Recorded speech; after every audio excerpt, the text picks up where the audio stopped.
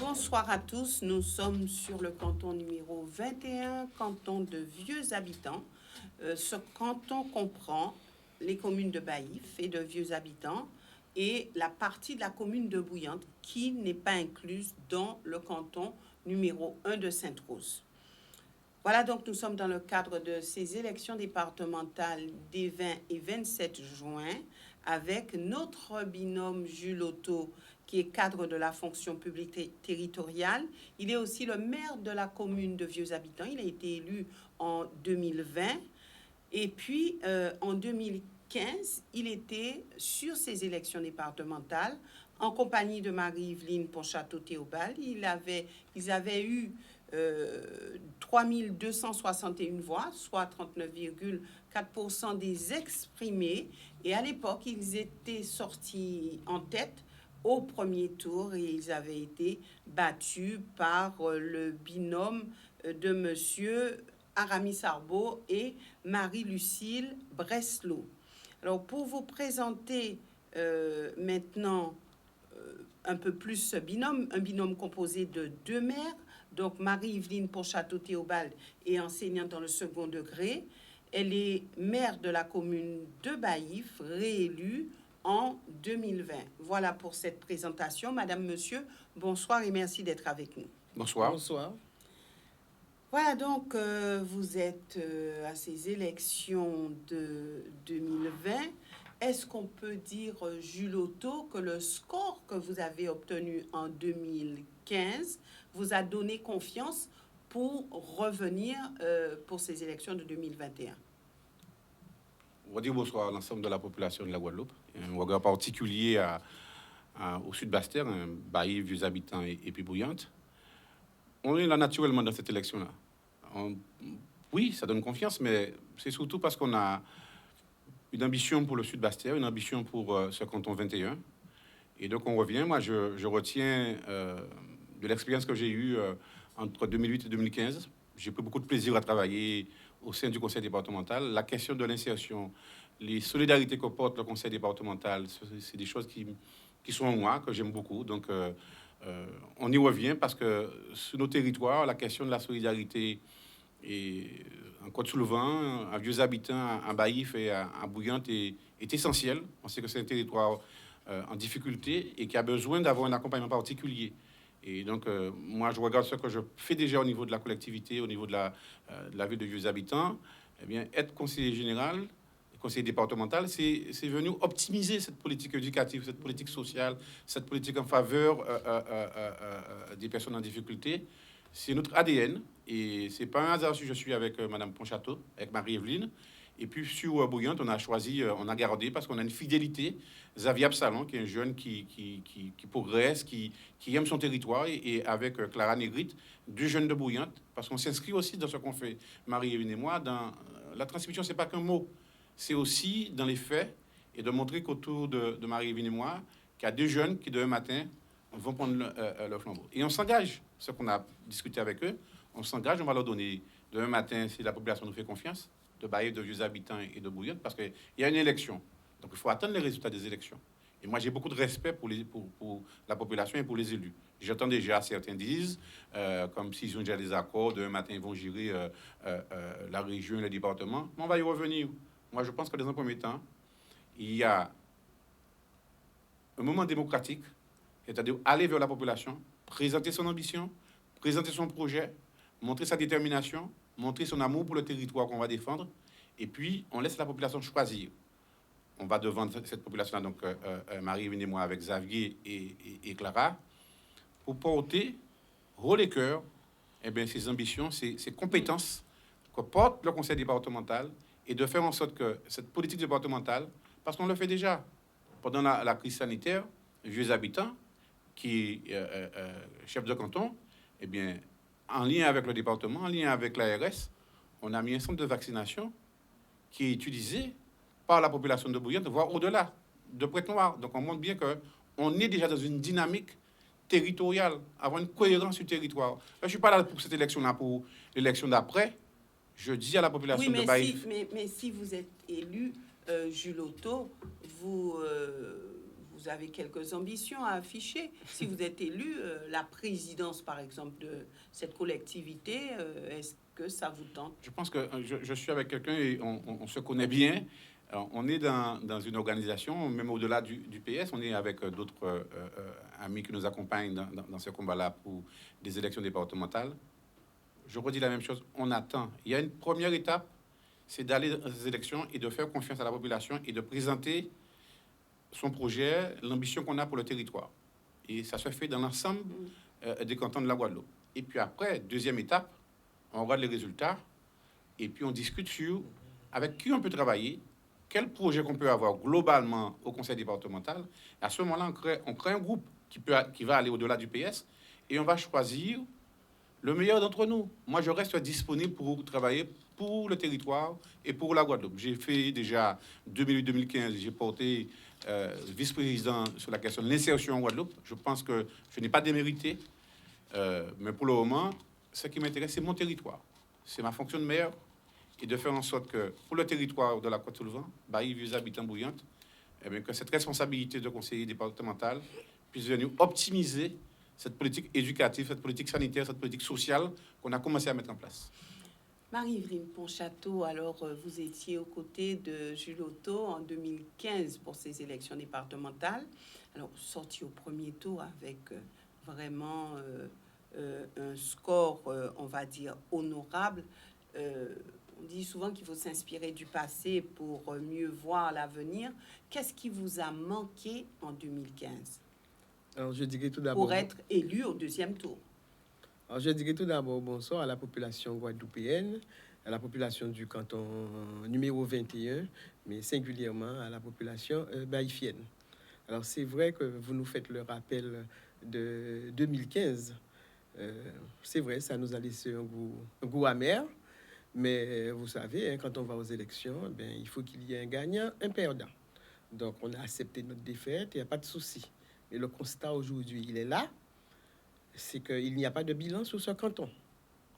En tant que maire, en 2014, puisque j'ai été élu avant les cantonales de 2015, je n'ai jamais eu de contact concernant la situation du canton avec les conseillers départementaux de cette mandature. Donc aujourd'hui, j'estime que Jules Otto et moi, nous sommes déjà le binôme le mieux placé pour pouvoir vaincre cet immobilisme qui s'est installé pendant toute une mandature et surtout redonner un souffle de vie au canton. Vous dites être les mieux placés, est-ce parce que vous êtes tous les deux maires? Alors, je ne dirais pas parce que nous sommes tous les deux maires. C'est peut-être je dirais, c'est peut-être un atout, mais aussi c'est le fait que je crois que tous deux nous connaissons cette institution. J'ai été conseillère départementale en 2003 à 2008. Après, Jules Otto a pris le relais. Donc, nous avons été complémentaires. Donc, aujourd'hui, je dis que cette complémentarité-là, on peut la mettre au service du canton. Surtout que ce canton, cette partie du territoire du Sud-Basse-Terre, je crois aujourd'hui qu'il y a encore beaucoup de choses à faire. Et quand je dis beaucoup de choses à faire, non seulement il y a le côté sanitaire aujourd'hui à nos portes, mais il y a le côté social, mais il y a aussi surtout le développement économique. Et quand on parle de développement économique, cela veut dire qu'on a pris en compte le mieux-être de notre population en amont pour qu'il y ait de meilleures répercussions sur ce développement économique et durable. Et je prendrai comme exemple l'insertion. Et l'insertion ne peut passer que sous notre territoire, déjà par la valorisation de notre patrimoine culturel, mais on a aussi la valorisation de notre littoral. Donc, il y a des atouts à exploiter, il y a une vision, une feuille de route que nous avons mis en place, et c'est pour cela que je dis qu'on se trouve les mieux placés pour pouvoir défendre ce canton. Mais ce canton, déjà dans le pays Guadeloupe, mais c'est surtout aussi à l'intérieur de cette communauté d'agglo Sud-Caraïbes. Alors, vous êtes les mieux placés. Alors, vous êtes face au maire de la commune de Bouillante, accompagné d'une jeune vieux habitant. Au-delà de ce que vous venez de nous dire, quelle est votre particularité? Quel est ce petit plus ou ce plus qui vous porte, ce plus que vous avez? Moi, je dirais que Marie-Evelyne a commencé à l'exposer, à l'expliquer. C'est notre expérience. Parce que la situation actuelle qu'on vit, on le connaît, une situation de crise sanitaire, une situation difficile. On a besoin d'hommes et de femmes d'expérience dans ce qu'on aura à faire demain matin pour le territoire. Marie-Evelyne l'a précisé. Notre expérience déjà, notre connaissance de l'institution conseil départemental, elle a fait l'expérience 2003-2008. J'ai fait la suite, on a été complémentaires. Le bilan, moi, quand j'ai fini, quand Marie-Evelyne a terminé, elle a toujours son bilan. Quand j'ai terminé, j'ai un bilan. Et la preuve, vous l'avez rappelé, on est sorti en tête au premier tour sur le territoire de Baïf de Vieux Habitants. C'était le découpage du canton à l'époque. Oui. Et les gens ont apprécié le travail que j'ai eu à faire. C'est au deuxième tour, il y a eu des arrangements politiques qui a fait qu'on n'a pas gagné. Mais bon, comme dit Marie-Evelyne, c'est accepté. Ça, c'est premièrement donc l'expérience. Deuxièmement, Marie-Evelyne et moi, on a pris l'engagement d'aller de ce qu'on appelle la disponibilité. La proximité, mais la disponibilité. Je m'engage là devant vous, devant les Baïfiens, devant les Abissois, devant les Bouillantais, à être que maire et conseiller général. C'est ça qui nous intéresse. Et optimiser le travail qu'on fait, je le répète, au niveau de notre territoire. Et être disponible et être un élu de proximité. Et troisième élément, là on prend un engagement clair aussi, on va donner les moyens à nos suppléants qui sont des jeunes de Bouillante d'avoir une vraie permanence à Bouillante. Et d'aider les Bouillantais. Et que les Bouillantais, comme on a fait Marie-Evelyne et moi, qu'on a été conseiller général, on a servi d'une manière équitable le territoire. Baïf Vieux Habitants, quand c'était moi, Marie-Evelyne, la même chose. Baïf Vieux Habitants, quand c'était elle qui était conseillère départementale. On fera la même chose. Baïf Vieux Habitants, Bouillante. Mais pour le faire, moi, je suis présent sur Bouillante. Les Bouillantais me connaissent sur ça. Et on fera en sorte que nos deux suppléants, on va leur donner les moyens. On a déjà discuté sur comment ils auront une présence réelle pour accompagner la petite enfance, pour accompagner les bénéficiaires du revenu de solidarité active et pour accompagner nos aînés, les cœurs de compétences du département. Est-ce que si ce n'est pas, Madame la présidente sortante et candidate à cette élection, si d'aventure elle était élue et qu'elle faisait le choix de briguer la présidence, on peut dire que tout serait simple pour vous, mais si tel n'est pas le cas, est-ce que vous pourrez aller jusqu'au bout de vos ambitions? Alors, oui? Moi, je voudrais porter une précision. Quand on parle d'expérience, mais il y a aussi la volonté, mais aussi tenir compte de sa feuille de route. Tout binôme présente une profession de foi. Donc, cette profession de foi, issue d'un programme, doit être notre feuille de route. Donc, nous, c'est cet engagement que l'on prend, parce qu'il y a aussi la méthode de travail. Il ne suffit pas d'être élu et se dire qu'on va faire, on va faire. Et la méthode de travail, c'est déjà, dès maintenant, sur notre profession de foi, étudier les faisabilités. Qu'est-ce qui est faisable sur le canton? Qu'est-ce qui est faisable sur le territoire? Mais en plus, en étant proche de la population, ce que nous avons fait précédemment, tous deux quand nous étions conseillers généraux, c'est que nous tenions une permanence régulièrement sur les territoires. À l'époque, il n'y avait pas Bouillante, mais j'ai tenu régulièrement une permanence à Vieux Habitants quand j'étais conseiller général et régulièrement à Baïf. Donc, Jules a fait la même chose. Donc, aujourd'hui, je dis que ce n'est pas une continuité, mais il faut amplifier cette méthode de travail, amplifier sa manière de faire, revisiter les rapports élus citoyens pour qu'on soit compris. Parce que souvent, on a une population qui ne comprend pas peut-être les compétences de la collectivité. Donc, à partir du moment que nous sommes présents, on pourra, je dirais, à long terme, mieux être en phase avec cette population dans l'intérêt du canton. Juste pour répondre sur la question de si c'est pas. Alors, j'allais terminer en disant, j'estime qu'aujourd'hui, on doit travailler dans l'intérêt général de la population. Alors demain, quel que soit le président qui sera là, ce président-là, c'est son devoir d'être équitable avec tous les conseillers départementaux. Et moi-même, je rentre dans une logique de travail dans l'intérêt de mon canton, mais dans l'intérêt de la Guadeloupe, puisqu'on est conseiller départemental de la Guadeloupe. Donc, quelque part, je pense que le problème ne se pose pas, sauf qu'il faut arrêter, peut-être, chez certains, de faire de la politique politicienne. Je dis ça avec peut-être beaucoup de véhémence. Arrêtons les rapports de force. Les rapports de force, on doit l'avoir en période électorale. Et puis, quand il s'agit d'avoir une équipe, une majorité de travail, eh bien, que nous le fassions dans l'intérêt de notre population. Est-ce que votre appel sera entendu? Concrètement, on a montré, nous, notre capacité de travailler avec, quelle que soit la majorité. Moi, j'ai été conseiller général, Marie-Evelyne aussi. On a montré notre capacité à travailler avec le président Gillot, les deux à l'époque. Ça ne pose pas de problème.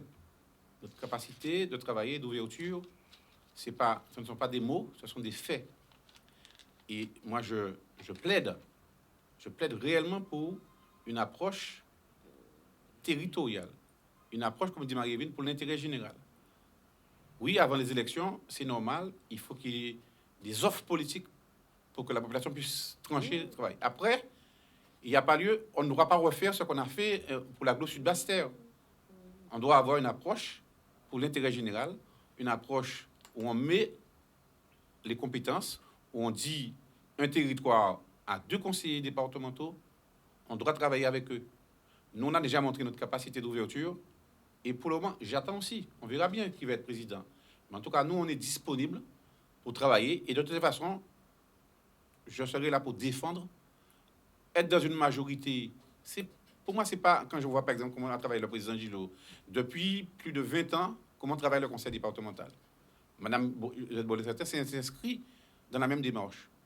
Elle a eu une équipe pour mettre en place ce qu'on appelle un bureau, une commission permanente, mais après, elle a eu ce qu'on appelle quasiment une équipe de travail. Et l'ensemble des cantons, et les cantons qui n'ont pas été servis, c'est l'absence de dynamique, l'absence de présence de certains élus, parce qu'on peut être dans l'opposition, mais on tient sa permanence, on accompagne les gens.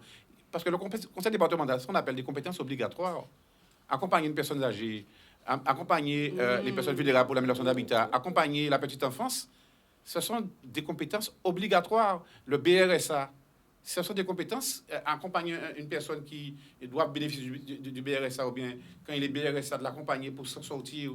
Ce sont des compétences obligatoires. Alors, donc, c'est la présence sur le territoire qui va compter. Marie-Evelyne Ponchateau, vous avez déjà affiché vos ambitions, vos engagements. Vous en avez pris déjà plusieurs.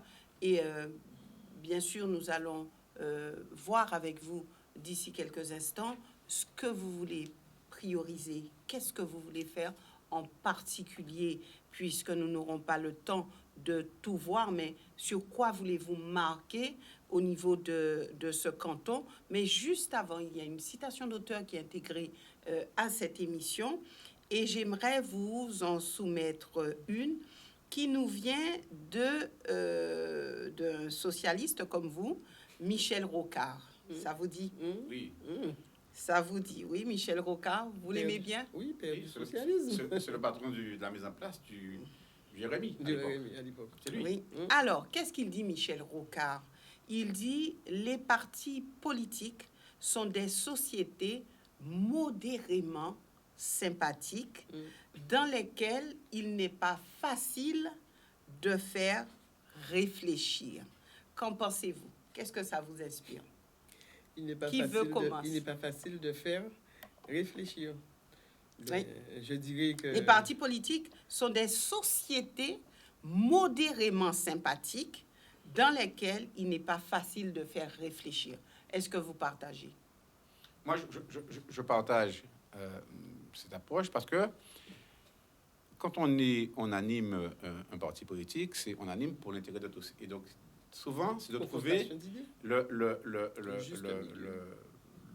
minimum, ou bien trouver le plus petit modérateur commun. Et puis, l'expérience que j'ai eue à la fédération, il y a toujours un bureau, il y a toujours quelques élus qui vont se retirer pour discuter, pour réfléchir. Mais ce qui est important dans la dynamique avec un parti, c'est qu'à un moment donné, On retourne devant les militants pour faire valider ce qu'on a réfléchi ensemble. Mais c'est vrai que si on reste dans la dynamique globale du parti, c'est vrai que quand on, par exemple, on a une convention, quand on a par exemple une plénière, c'est souvent pour faire valider, c'est pour échanger. Mais la réflexion et travailler et innover et avoir des idées nouvelles, il faut toujours qu'il y ait quelqu'un, un leader ou bien un groupe de leaders qui réfléchit, qui met sur le papier, qui trace une feuille de route.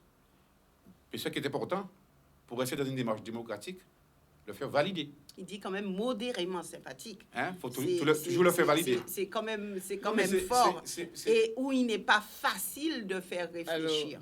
Alors quand il dit modérément sympathique, alors c'est vrai qu'il y a beaucoup de monde, il y a beaucoup d'amis politiques, on dirait il y a beaucoup de camarades.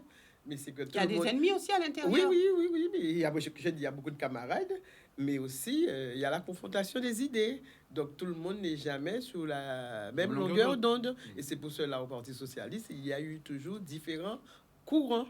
Et après, tout le monde se retrouve pratiquement après sur la même feuille de route. Donc la confrontation d'idées, c'est une bonne chose. Mais après, il faut savoir trouver un juste milieu. Et le juste milieu, c'est la répercussion sur les militants par la suite. Et après, en déclinaison politique. Mais cette fois-ci aussi par rapport à son propre parcours, il en sait quelque chose, Michel Rocard. Oui. Il en sait quelque chose. Donc, il sait aussi que c'est pas un lieu sympathique tout le temps. Mais c'est aussi par les conflits que j'ai essayé de faire la lumière, par nos oppositions. Et ça ne peut être sympathique. Comment vivre dans un lieu pas sympathique? Non, moi je ne dirais pas, je ne dirais pas que c'est un lieu, ce n'est pas un lieu sympathique. Hein. Chacun a ses convictions, défend ses convictions, défend ses idées. Mais chez nous, après, moi je dis au Parti socialiste, après il faut se retrouver. Il faut vraiment... les ambitions quand même des uns et des oui, autres. Mais c'est l'homme, c'est le propre de l'homme. C'est le propre de l'homme. Il y a un chemin. Oui, mais c'est le propre de l'homme. On va toujours trouver ça. Moi, je pense que dans tous les partis, c'est la même chose. Tout le monde veut exister. Donc, tout le monde veut être à sa place. Donc, quelque part, je dis que chacun se défend. Mais après, il faut se retrouver dans l'intérêt de nos mandats. Donc, quand on est dans cette situation, on n'arrive pas forcément à faire réfléchir. Si. Quand je parle de confrontation d'idées, cela veut dire quand même que chacun contribue, chacun porte sa pierre à l'édifice. On n'a jamais trouvé quelqu'un qui a fait tout seul. Donc, non. Moi, j'y crois. D'accord. Maintenant, sur quoi voulez-vous peser? Qu'est-ce que vous voulez en priorité faire sur ce canton? Un canton qui, selon vous, a été un petit peu délaissé, voire beaucoup. Alors, qu'est-ce qui est prioritaire? Alors, moi, je dirais il y a quelque chose qui m'interpelle depuis fort longtemps, et davantage encore, c'est la prise en compte de la petite enfance. Alors, je dirais qu'arrivé à l'Assemblée départementale, il faudra qu'on essaie de trouver une solution, de mener une réflexion concernant le fonctionnement des crèches, l'accueil de la petite enfance. Aujourd'hui, il y a plusieurs modes d'accueil. Donc, vous avez les crèches, vous avez les assistantes maternelles, vous avez les MAM, les maisons d'assistantes maternelles.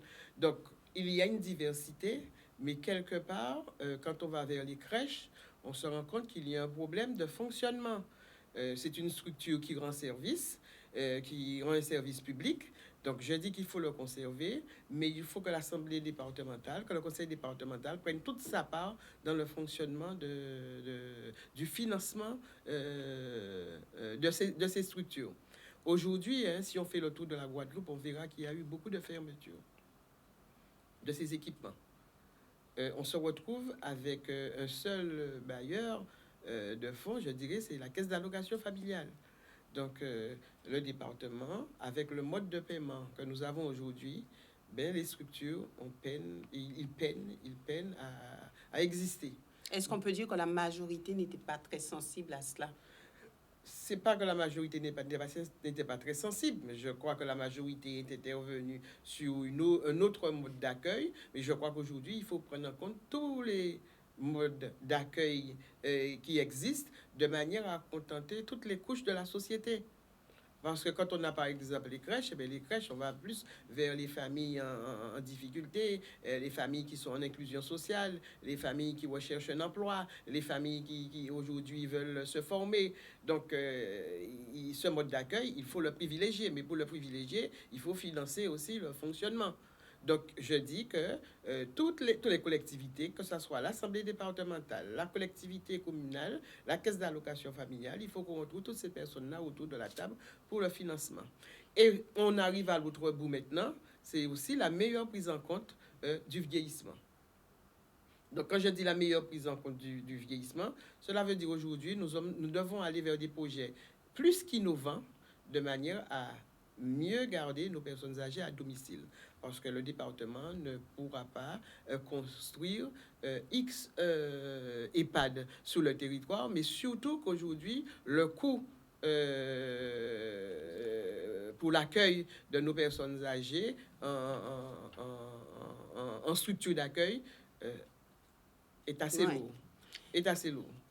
Et là, je termine. Rapidement, il ne nous reste pas beaucoup de temps. Voilà, je termine. Le dernier point, et je pense que Jules va beaucoup plus développer. Il n'y aura pas beaucoup de temps pour c'est sur la valorisation, le développement économique et la valorisation de notre littoral en partant de Baïf pour arriver jusqu'à Bouillante. Je crois qu'il y a quelque chose à faire de manière à ce que nous arrivons après, surtout l'attractivité touristique.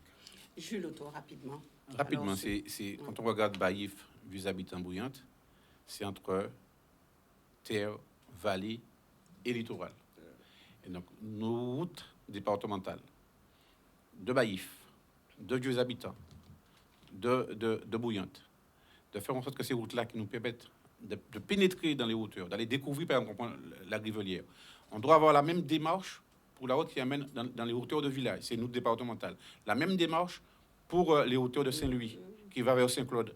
Parce que ces routes-là, ça permet de désenclaver, mais ça permet aussi d'aller découvrir notre paysage, notre biodiversité, et permettre d'avoir un développement économique. Sur le littoral, on a 2 ports départementaux. C'est d'enclencher notamment en particulier, mais avec les Bouillantais, avec les Abyssois, du côté d'Anse-à-la-Barque, un port de pêche et de plaisance. Je me battrai pour ça et de faire en sorte que ce site-là soit un site de développement, de moteur de développement économique pour le territoire de la Côte-sur-le-Vent et le territoire de Baïf, vieux habitants Bouillantes. Et la même chose pour les marins pêcheurs du côté de Baïf. Donc, vous voyez, au-delà des compétences, on va dire, sociales, sanitaires du conseil départemental, même si ce n'est pas une compétence première du département, c'est de faire en sorte que le département puisse créer les conditions pour faire en sorte que le développement économique puisse permettre de l'insertion des bénéficiaires du RSA, ainsi de suite. Alors maintenant, il faudrait être très court. Vous avez le temps de prendre un engagement, et je dis vraiment un engagement, face à la population de ce canton. Et je débuterai avec vous, Marie-Evelyne Pontchâteau.